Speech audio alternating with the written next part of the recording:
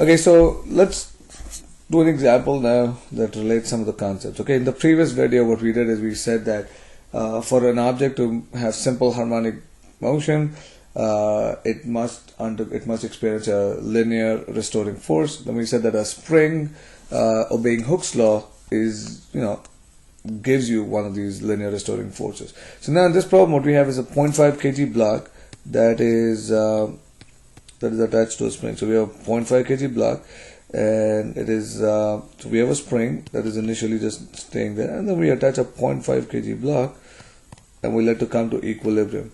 And what we've been told is that the spring stretches by 5 centimeters due to this. Okay, and we have to calculate the spring constant. Okay, so what we're going to do is, to answer part A, we're going to use the fact that the absolute value of F is equal to K times X. Okay, now in this case, clearly F is because of the weight of the block. Okay, so if you recall, the weight is simply equal to mg, and what we have is m, which is 0.5 times 9.8.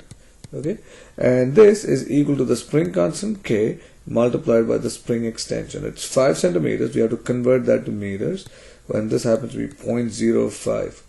Now this ends up giving us K as 0.5 times 9.8 divided by 0.05.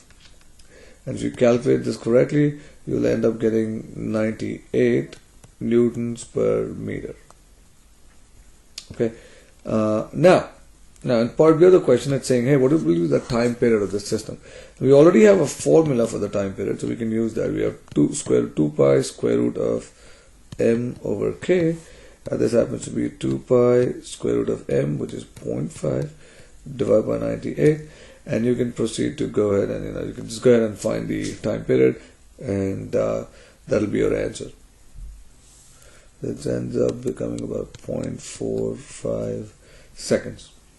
Okay, so simple problem.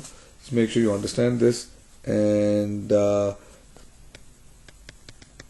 try this out. Repeat this problem for another mass m of say 0.2 kg, and that gives you an extension, say, of an amount of 0.08 meters, and see what you get.